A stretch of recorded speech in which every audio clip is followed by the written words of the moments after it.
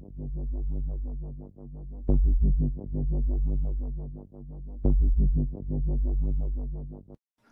right, welcome back. Hey! Thanks for sticking with us, everybody. If anyone's new to the stream and they're trying to figure out what the heck's going on, this is Red Dragon Inn. It's our first night doing it. It's a Dungeons and Dragons talk show where we're just going into certain topics and discussing it informally. We do have a show that we put on Tuesdays where 4 players go through our campaign through Horsemen of the Apocalypse, and we have some other stuff that's going to be coming up. But right now we are going through the topic of characters. Thanks for the follow. So we went through character creation, we went through group dynamics, and now we're going to phase into common mistakes. So this is a really important topic, I think, for people who are just, they're wanting to get into D&D, or they haven't been playing as much as they want to. Finding people who have been through the ringer, have been through several different types of games, stuff like that, and getting what they would say, like, don't do this, is hugely helpful. What are some things you guys were told when you were first getting into that someone had say, hey, don't make this mistake, that helped you? Not everybody got that, but what did anybody get any of those kind of pointers when they were starting out? Yeah, you would get lots of pointers, but I know for like fact and point for life, didn't listen to them one bit until I experienced it in my game. Then I'm like, should have listened to that. Like real life. Yeah. Your parents say, don't do this. You're like, yeah. Yeah. And I'm like, I'm gonna do it anyway. Yeah. No, seriously, you are. You think you're the special one. It's like, no, I don't know that. Yeah. I'm better than that. You don't understand. It may have been horrible for you, but it'll work out fine for me. Right. Mm-hmm. I mean, I when we came to this topic about things like, you know, to avoid or not to do, I was really so new to it and not really told much of anything. Just build a character and have fun with it, and I'll let someone else go. I want to hear what someone. If you weren't told anything, that's fine. We'll go into like, well, what mistakes have you made? But was anybody warned about anything? I had to pretty much teach myself how to play D&D, so there wasn't anybody over my shoulder like, so yeah, this is kind of tricky area. You gotta watch out here, because don't make this mistake, because I did, and whew. Right. I think the biggest advice that my dad had given me before I was like venturing into it, he's the one who brought me into it at the beginning, was he wanted to let me know that no matter how the game plays, don't ever take anything personally, and don't ever question the decision. Try to see if you can go with it and find a different alternative. Because there were so many times when I would still ignore that. When I was early starting, I would get hung up on like, why can't I do this? Why can't I do this? I should be able to do this. I'm so good at that. I can do that. But the character just rolled bad or something, or the DM was like, in this particular circumstance, I can't tell you the details why you can't, but you can't. It was that early stage of like trying to like take control of the story, I guess, early on. But that was my mistakes. That I think that's good advice. Yeah. So, yeah, well, none of us got really that much advice, and so this is our moment to give advice to people. Sure. What are some common mistakes you guys have seen, either running a game and players do stuff and you're like, why the fuck are you doing that? Or as a player yourself, like, oh, this will work great, and then it like totally doesn't work in this type of game. What are some things you guys have seen? My biggest piece of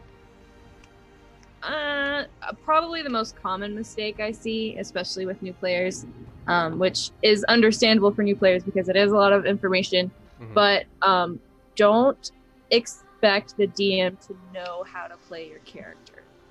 Like, if you have a question about how something works, then yeah, absolutely ask it, because that's the only way you're going to learn. And it's very confusing at first, but like, I don't know. I've had players where it's like every time they make an attack roll, and I mean, I've played with them for like months. It's like every time they make an attack roll, like they're like, okay, do I add anything to it?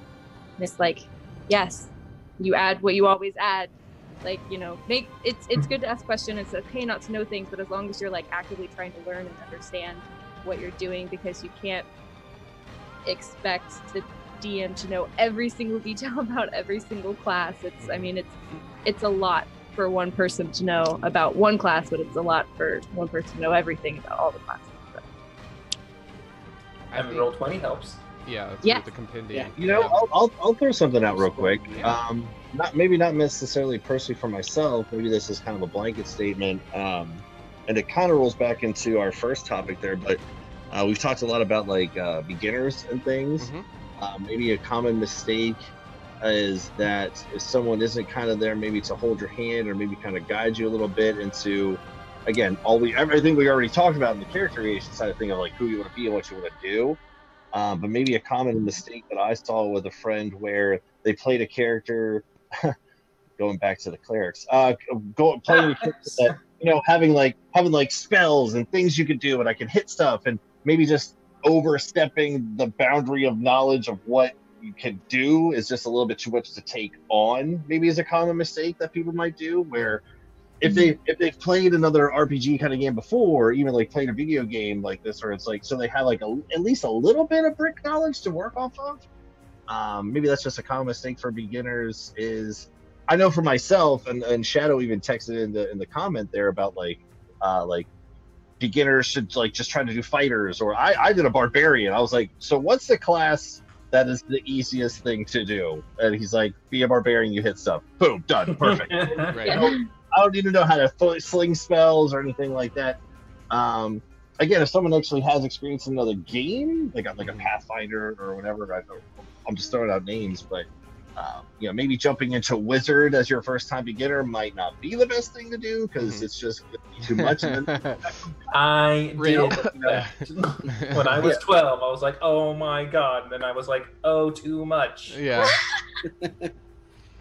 I think Shadow also makes a good point in the chat of saying not to worry about being a heavy role player at first, especially if it's your first couple of sessions. Maybe spend that time just getting used to the mechanics. Obviously, don't sit back, never say a word, and then just roll when it's your turn in combat. But maybe put a little bit more focus on looking through your spells and seeing, all right, this is what I can do, you know, and just figuring out the mechanics of it first, because that's always the most complicated. You can make stuff up about being Finley the halfling, whatever Kyle is. Right. Disclaimer board, Steven. Disclaimer board. But continue. But as far as knowing all the spells bards can do and all those class abilities and bardic inspiration, you know, focus on mastering that first. Then you'll already feel more comfortable role playing Finley as an example, because now you know what Finley's capable of. So I think a lot of the common mistakes for beginners is going to be the role-playing mistakes. Like the book stuff, you can always break the book out, and you know, you want to learn that stuff as fast as you can, because combat can take a long time if you don't know what you're doing. But combat's only a small sliver of the pie of RPG games.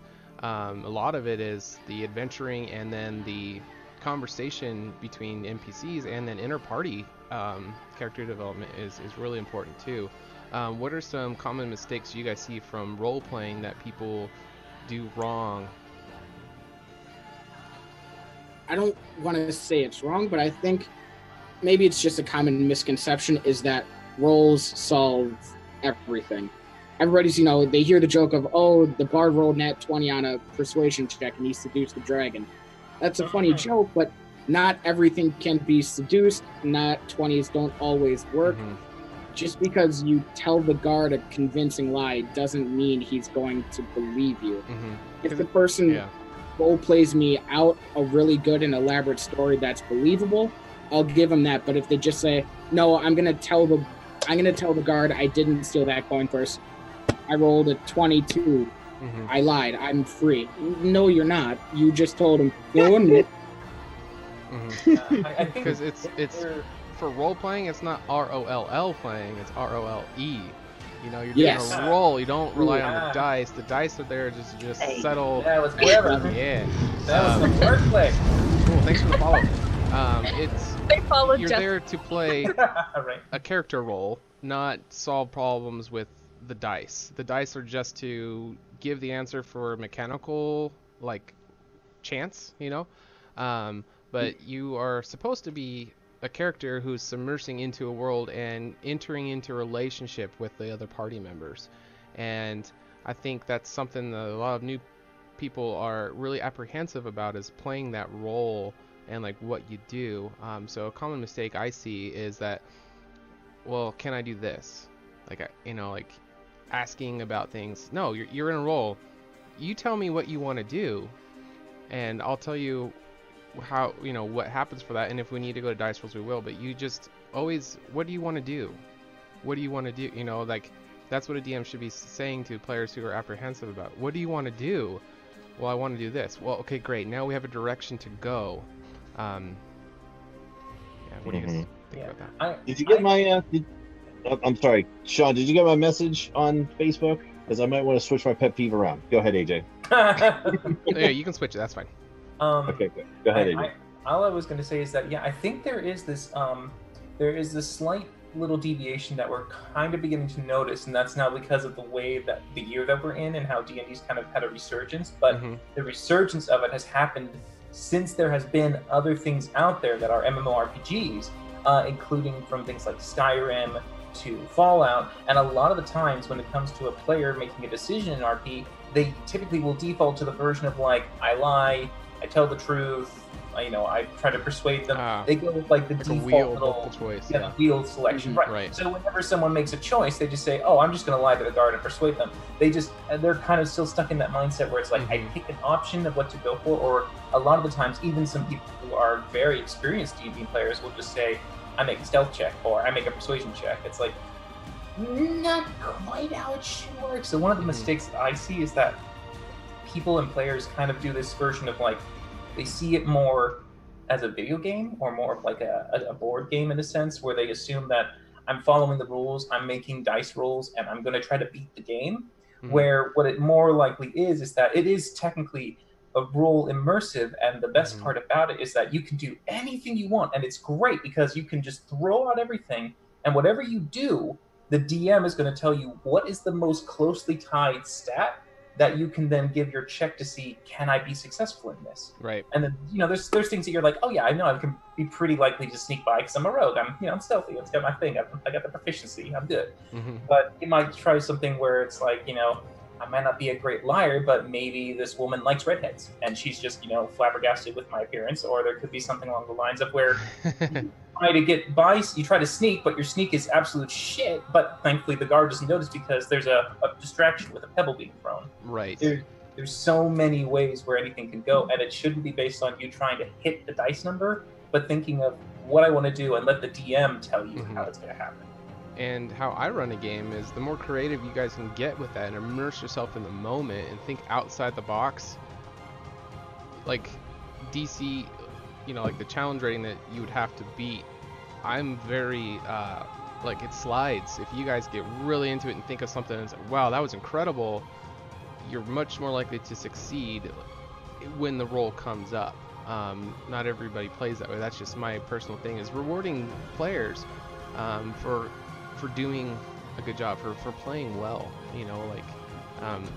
Some of the best moments in role-playing games is when you fail, because you have to kind of like, oh shit, what do we do now?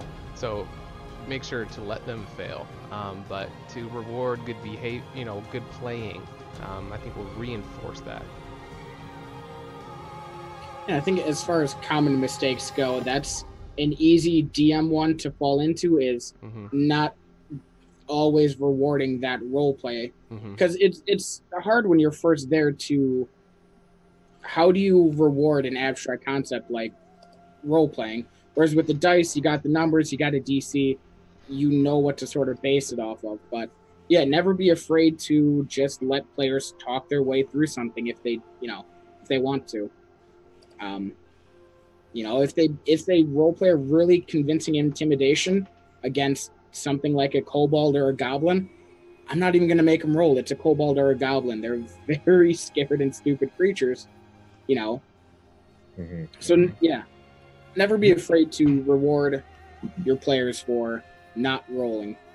And if they demand a roll, and just let them get it out of their system if they absolutely insist. Like when you guys were going through on the campaign and you got to the tier section with the waterfall and that banshee came out, that was supposed to be a boss fight.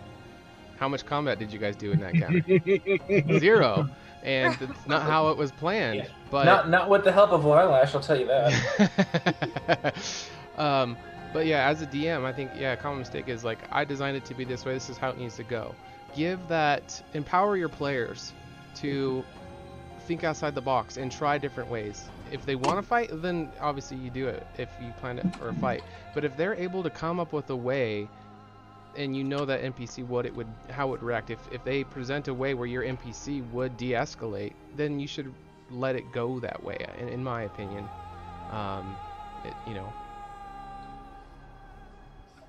Yeah, never be so rigid in your storytelling or encounter planning that it has to go exactly as you wrote it. Because I feel like we're branching into. I think there's a really good RDI coming down the stream of DMing, just a whole fucking thing on it. Yeah, we should do one. Yeah.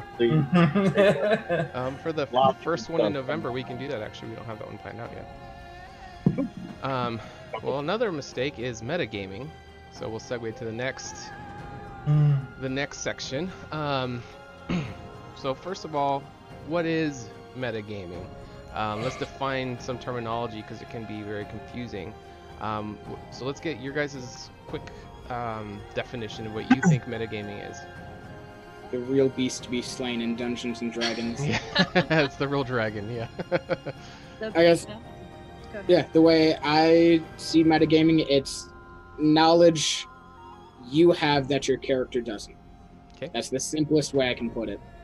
Okay. That's one aspect of it. What is some other?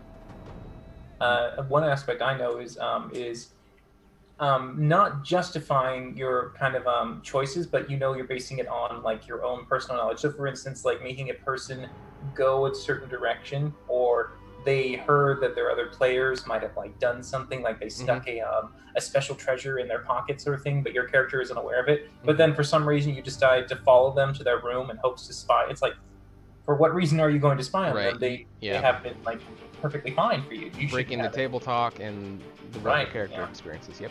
I've had an entire situation where one person trapped a wizard inside a mirror, brought it back to their location.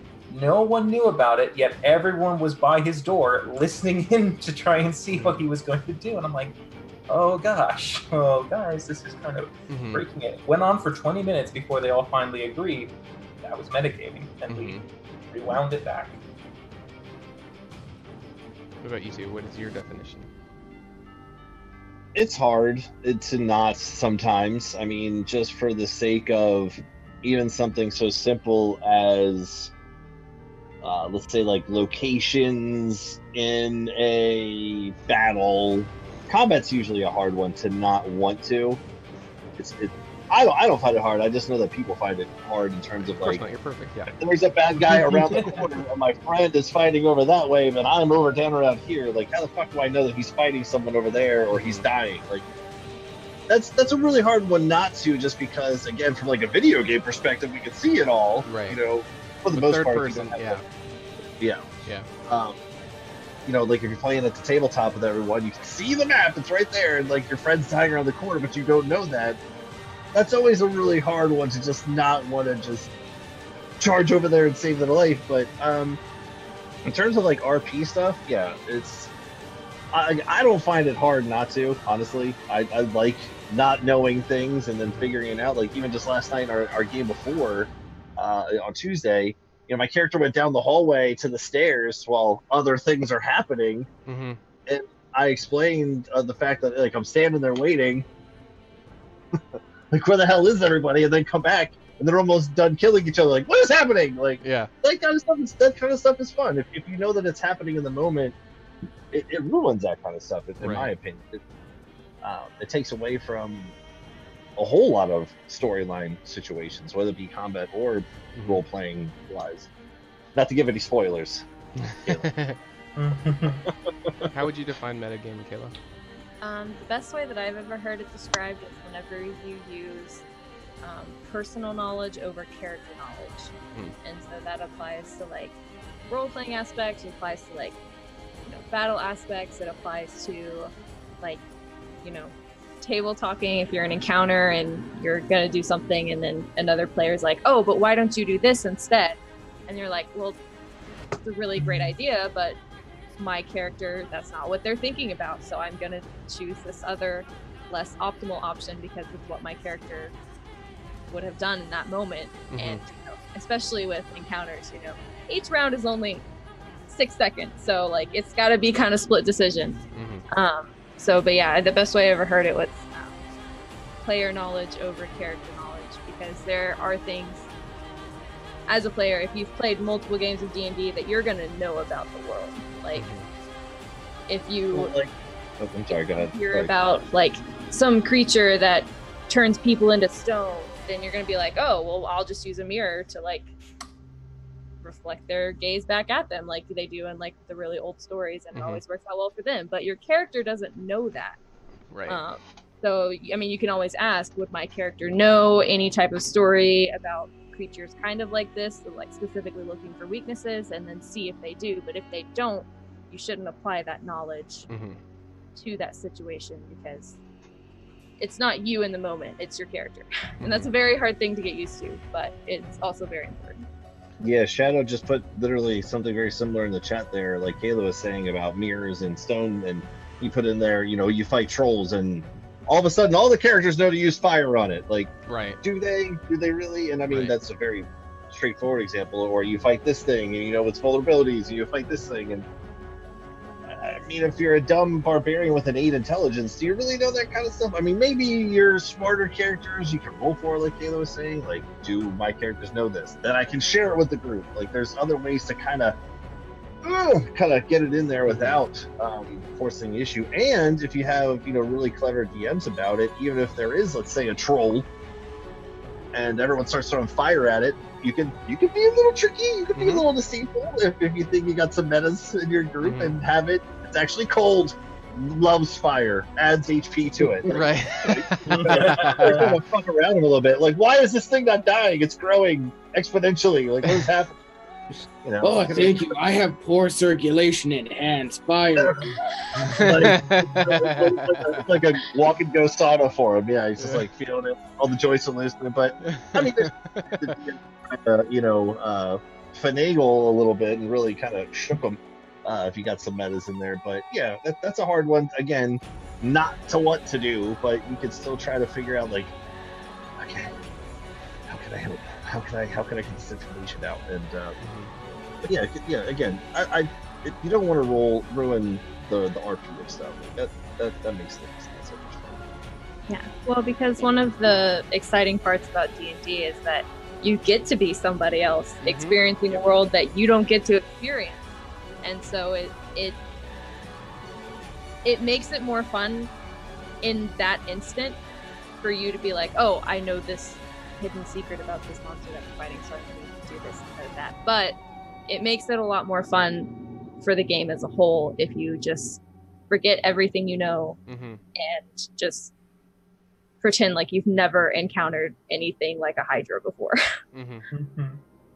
Yeah, and I think this kind of ties back to what Andrew mentioned before about seeing RPGs or Dungeons & Dragons at least as sort of a video game where it's, you know, you get stuck on a tough boss, you just stop, pause it, pull up a walkthrough, and then you figure out how to beat it. And with all the information that's out there, you can easily pull up the stat block of just about any monster if you're having a tough time and figure out what's wrong with it, or figure out what its vulnerabilities are and attack it that way.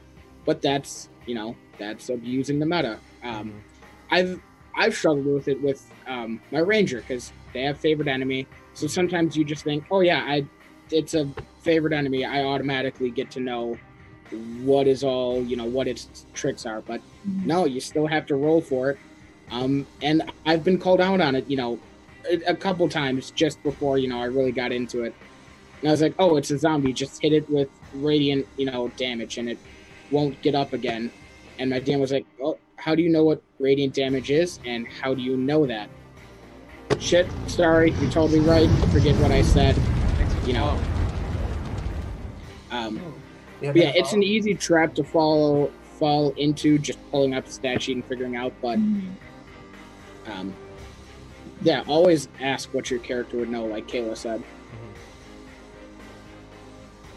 So, when someone is metagaming and people don't say anything and they get away with doing it, I think it kind of perpetuates that to become a habit. So toxicity coming from metagaming, have you guys experienced it, or do you guys got any examples of that, of how it detracts from it for everyone else? Like, yeah, for you in the moment, if I metagame something, it might help me out, give me a little bit of edge, but I think overall it does more collateral damage to everyone else. What do you guys think about that? Yeah, I've seen it happen where it can quickly ruin the fun of a game. With a friend, DM, he was running Tomb of Horrors. Tomb of Horrors, that notoriously famous mega dungeon that kills everybody before you see the final boss. We happened to have a guy in the group who seemed to just know all the right tips and tricks to avoid the normal pitfalls. Because, not to spoil anything, that dungeon is designed to kill you with every obvious thing that an adventure would check. And this guy somehow knew how to avoid all of it. The DM, we took a break, the DM stepped aside and, asked him. And the guy was like, well, yeah, I was looking at a map, and that guy got instantly booted. Yep. It wasn't fun for the rest of us. Yeah. Yeah, Tomb of Horrors. Oh, okay, yeah. I was gonna say, when someone's like checking for traps, like, sounds like Tomb of Horrors. Yeah. But oh my god, you got to meta to beat it. Yeah, we were just happy we found the boss at the end. That was the farthest we'd taken any group. Yeah. There certainly is a lot more times when I've had people doing meta. Most of the time, the most common time I've seen it is when people don't realize they're doing the meta. Where there are times, like as you said, like for instance, she's like, how do you know that radiant damage is that zombie? You wouldn't sort of.